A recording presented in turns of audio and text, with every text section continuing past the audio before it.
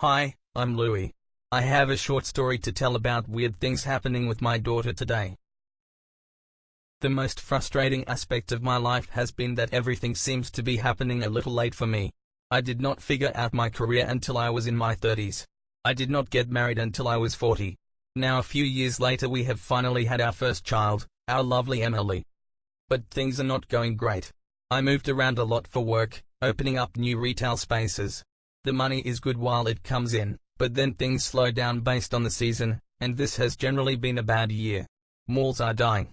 Strip malls are not super healthy and there has not been a new flagship store of anything in a while. So that is what brought us to Florida. We could not keep moving around and then having me get laid off a couple of months later. Our nest egg has been dwindling and we have not even started putting good money aside for Emily's education. I feel like I'm running out of time. So Florida, as I was saying, is where my mother lived.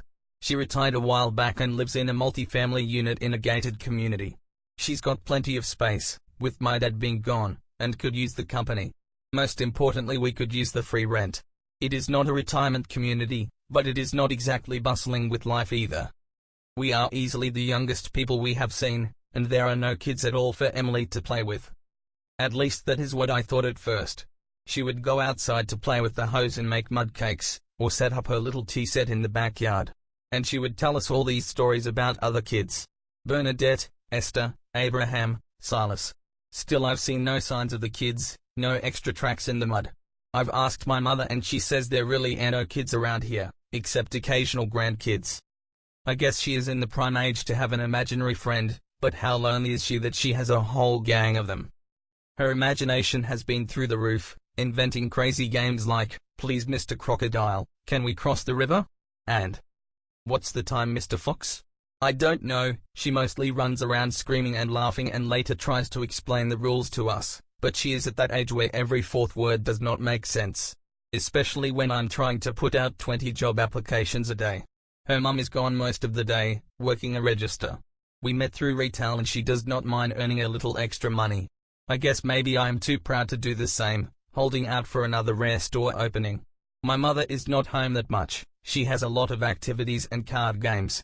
I rather not ask her to babysit our girl. She did not pay too much attention to me, so I doubt she will pay much attention to her granddaughter. Yesterday things changed. Emily came running to us with an old teddy bear and we have no idea where she could have gotten it from. She never really strayed from my sight for any amount of time, so it is not like she is going to the neighbors' houses. I asked her who gave it to her and she said it was another little girl. She did not know her name but she had a number written on her arm. Like in case she gets lost? Emily has the craziest imagination.